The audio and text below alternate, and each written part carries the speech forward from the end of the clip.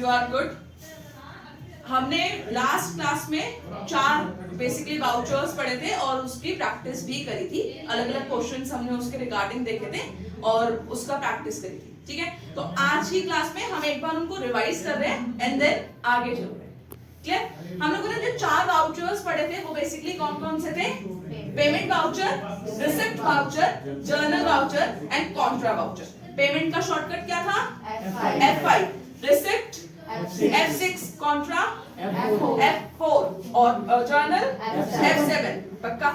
Payment में कौन सी entries जा रही थी? वो एंट्रीज जिसके अंदर कैश बाहर जा रहा हो, है ना, या फिर पेमेंट मेड करी गई हो। इन विच पेमेंट इज मेड, जिस एंट्री में पेमेंट मेड करी गई हो वो एंट्रीज कौन से वाउचर में रिकॉर्ड करेंगे हम? पेमेंट वाउचर में। रिसिप्ट वाउचर में कौन सी एंट्रीज रिकॉर्ड करते थे हम? जिसमें पेमेंट रिसीव करी गई हो। ठीक है। जर्नल वाउचर में non cash transaction, credit, sale और परचेज ऑफ फिक्स्ड एसेट और रेक्टिफिकेशन एंट्रीज। कॉन्ट्रा वाउचर के अंदर cash to cash transaction, bank to bank transaction, cash to bank transaction या बैंक टू कैश ट्रांजैक्शन। अब ये तो हमारा बेसिकली पूरा का पूरा क्लियर है। इन दोनों के एग्जांपल्स देखते हैं। अगर मैं बात करूं नॉन कैश ट्रांजैक्शन की, तो क्या आप लोग कोई एक एग्जांपल दे सकते हो कोई भी नॉन कैश ट्रांजैक्शन का? बताइए। Rent account debit to prepaid rent, मतलब उन्होंने एडजस्टमेंट कर दिया प्रीपेड रेंट का। ठीक है। आउटस्टैंडिंग रेंट हो गया आपका, डेप्रिसिएशन हो गया, तो ये सारी चीजें भी क्या है? नॉन कैश ट्रांजैक्शन के अंदर चली जाएंगी। आपने सामान यानी कि फिक्स्ड एसेट या तो खरीदा है या फिर बेचा है उधार पे, क्रेडिट पे, तो वो एंट्रीज भी आपकी कहां जाएंगी?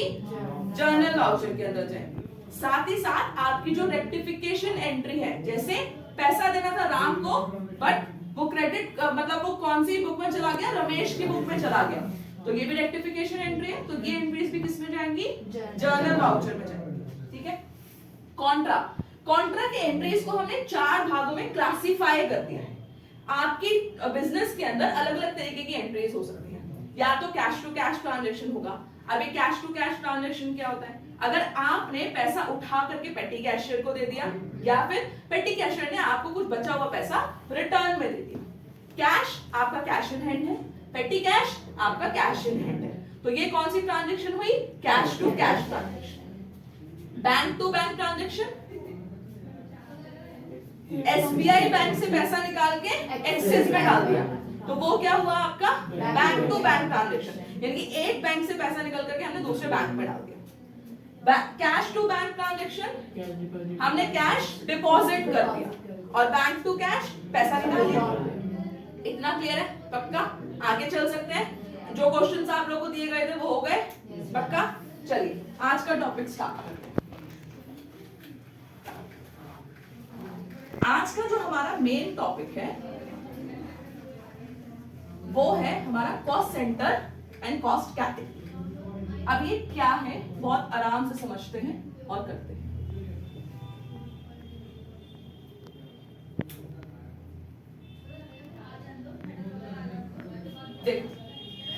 फॉर एग्जाम्पल सोचो हमने स्टेशनरी परचेज करी। ठीक है। अब स्टेशनरी के अंदर क्या एक सामान खरीद के लाते हैं? उसमें तो अलग अलग चीजें आती हैं। इंक हो गया, पेन हो गया, मार्कर खरीद लिया हमने, पेंसिल खरीद ली हमने, अलग अलग चीजें खरीद सकते हैं ना हम उसमें। लेकिन क्या हम उन सारी चीजों के लेजर्स बनाते हैं? हम अपनी बुक में लिखते हैं ink account debit to cash, pen account debit to cash, क्या ये सब करते हैं? नहीं करते। क्यों? तो मुझे पता कैसे चलेगा? आप मेरे को बता रहे हो कि भाई हमने 5,000 रुपए की स्टेशनरी परचेज कर ली एक साल में, मुझे तो जानना है ना आपने 5,000 रुपए की स्टेशनरी कहाँ खर्च करी, क्या क्या खरीदा आपने उस स्टेशनरी के अंदर, तो वो मेरे को कैसे बताओगे? तो वो सारी चीजें बताने के लिए हम क्या करते हैं? Cost centre cost category maintain करते हैं। इतनी बात क्लियर है? अब हमने एक एग्जांपल लिया स्टेशनरी का। ठीक है। स्टेशनरी के अंदर हमने क्या क्या खरीदा? हमने खरीदा पेन फॉर एग्जांपल, हमने खरीदा पेंसिल, हमने खरीद लिया इंक, जो भी आप लोग बोल रहे हैं, रजिस्टर हम लोगों ने बोल दिया, तो ये सारी चीजें हम लोगों ने परचेज करी। ठीक है। एक देखो यहाँ पे 2 चीजें हैं, एक आपका ये मेन हेड ये और ये एक जैसी चीजें ये। अब यहाँ पे देखो वो बोल रहा है, वो अलग अलग चीजें बता रहा है। To allocate the amount of expenses in different part we use cost centre. एक जैसे एक्सपेंसेस, एक एक्सपेंस को एलोकेट करने के लिए, एलोकेट करने के लिए मतलब बांटने के लिए हम किसका इस्तेमाल करते हैं? कॉस्ट सेंटर का। यानी कि इस एक्सपेंस को हम बांट रहे हैं ना, तो ये मेरे क्या हो गए? कॉस्ट सेंटर हो गए। पक्का? दूसरी तरफ, to see the report of same type of cost centre in single place we use cost category. एक जैसे कॉस्ट सेंटर्स की डिटेल एक जगह पर देखने के लिए हम किसका इस्तेमाल करते हैं? कॉस्ट कैटेगरी का। यानी कि ये मेरे लिए क्या हो गया? पक्का? अच्छा, अब मैं एक एग्जांपल लिख रही हूं, वो बताओ। मैंने यहां पे लिखा रेंट, मैंने लिखा for suppose building 1, building 2 and building 3।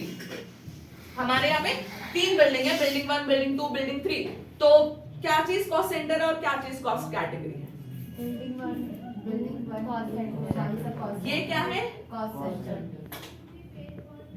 और ये क्या है? Cost credit. Okay, to allocate the expenses we use cost center. To see the report of same type of cost center we use cost category. पक्का? अब इसको tally पे implement कैसे करेंगे हम वो चीज देखेंगे। ठीक है, देखो मैं यहाँ पर अभी टैली ओपन नहीं कर रहा हूँ। अभी हम ऊपर वाला एग्जांपल लेंगे। हम यहाँ पे कुछ अमाउंट लिख लेते हैं, इसकी जगह पे हम कुछ अमाउंट लिख लेते हैं। हमने जैसे 500 रुपए की पेन खरीद लिया, पूरा साल में 500 रुपए की पेंसिल खरीद ली, 500 रुपए का रजिस्टर खरीद लिया और 1500 रुपए का इंक खरीद लिया, 500 का रजिस्टर खरीद लिया 1500 का। टोटल कितना हो गया? Thank you so much. यानी कि टोटल स्टेशनरी का एक्सपेंस कितना हुआ? 3000। और हमने अलग अलग भागों में उसको एलोकेट कर दिया। ठीक है, अब कैसे करेंगे देखो। अभी हमने एजुकेशनल मोड पे गए, मैं नई कंपनी जल्दी से क्रिएट कर दूं।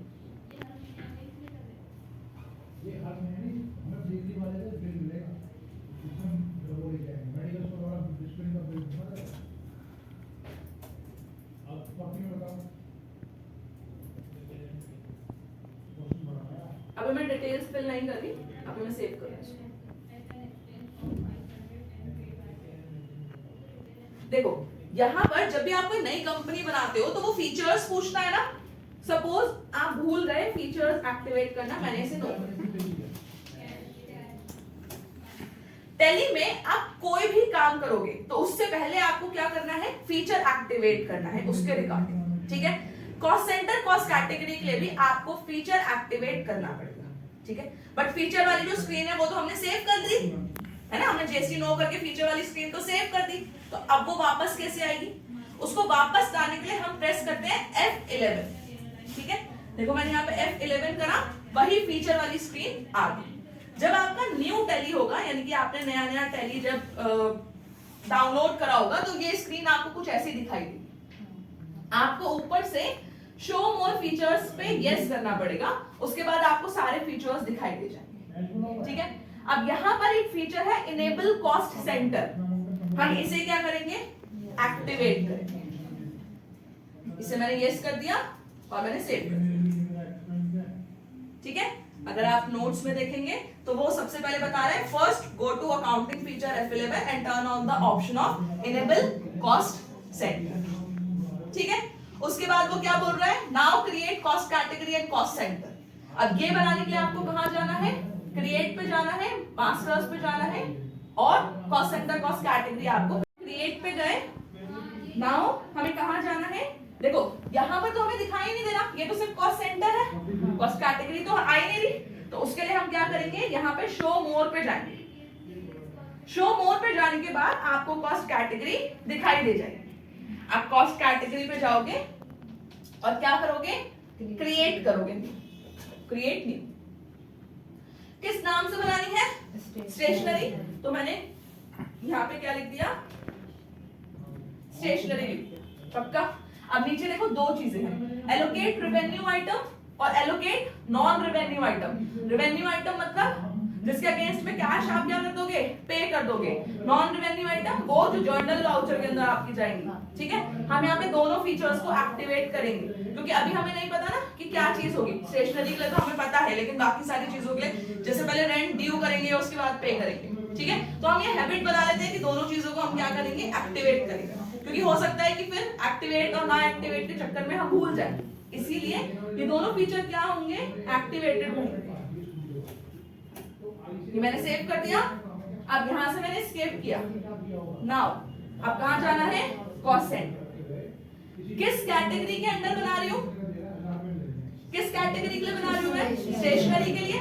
तो यहाँ पे क्या लेंगे, स्टेशनरी। क्या चीज बनानी है मेरे को, एक बनाना है पेन।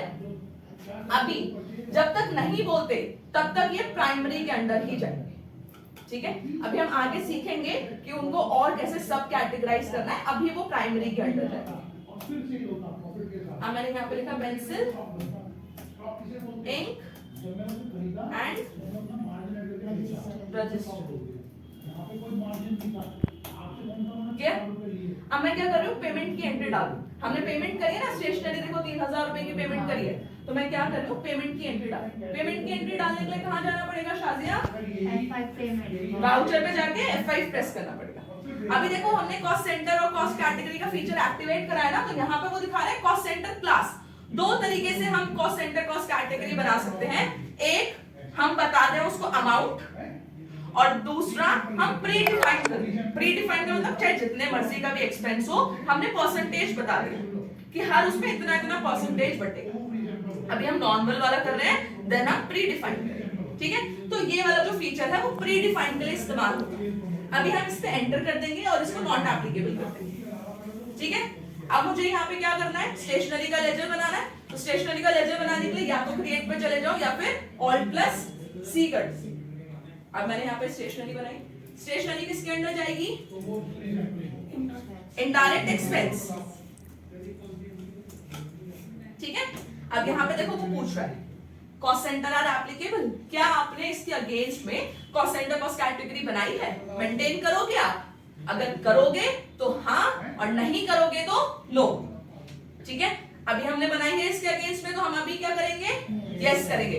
जैसे मैंने सपोज कैपिटल का लेजर बनाया और वो वहां पर भी पूछेगा, तो हम वहां पे इस ऑप्शन को क्या रखेंगे, नो रखेंगे, ठीक है। अभी ये हमने यस करा। कितने का था स्टेशनरी, 3000 रुपए का। इससे पहले ये वाला फीचर नहीं आया था, क्यों, क्योंकि पहले cost centre cost category no था। अब हमने एक्टिवेट करा है तो वो पूछ रहा है। अब वो क्या पूछ रहा है, सबसे पहले कॉस्ट कैटेगरी। कॉस्ट कैटेगरी क्या नाम रखा हमने कॉस्ट कैटेगरी का, स्टेशनरी। तो यहाँ पर हम क्या ले रहे हैं, स्टेशनरी। अब स्टेशनरी के अंदर कॉस्ट सेंटर पूछ रहा है, तो सबसे पहला कॉस्ट सेंटर पेन। पेन पे 500 रुपए खर्च करें, पेंसिल 500 रुपए खर्च करें, इंक इस पे भी 500, एंड लास्ट रजिस्टर 1500 खुद से ले लिया उसने। अभी मैं यहाँ पे कैश ले रही हूँ, कैश नेगेटिव में जा रहा है, बट अभी हम सपोज कर रहे हैं, छोड़ रहे हैं, ठीक है। नरेशन डाल करके हम क्या कर देंगे, इसे सेव कर देंगे, ठीक है। अब मुझे रिपोर्ट देखनी है, तो रिपोर्ट देखने के लिए क्या करेंगे, यहां से बाहर जाएंगे, नीचे जाएंगे डिस्प्ले मोर रिपोर्ट्स पे। यहां पर स्टेटमेंट ऑफ अकाउंट्स के अंदर हमें क्या मिल जाएगा, कॉस्ट सेंटर मिल जाएगा, ठीक है। और यहां पर हम क्या देखेंगे, कैटेगरी समरी देखेंगे। हमें कैटेगरी वाइज देखना है ना, तो अभी हम कैटेगरी समरी देख रहे हैं, ठीक है। देखो स्टेशनरी करी और यहाँ पे ये सारी चीजें, ठीक है। अगर मैं आपको अपना प्रॉफिट एंड लॉस दिखाऊं, इनडायरेक्ट एक्सपेंस में मेरा सिर्फ लेजर कौन सा बना हुआ आ रहा है, स्टेशनरी। यानी कि मेरे को एक्स्ट्रा लेजर बनाने की रिक्वायरमेंट नहीं पड़ी, हमने स्टेशनरी के अंदर ही उसको सारी चीजों को बना दिया। क्या इतना समझ आया, पक्का करेंगे, ट्राई करें। चलिए मैं बताती जाती हूँ, आप साथ साथ करते जाइए। नई कंपनी क्रिएट करिए,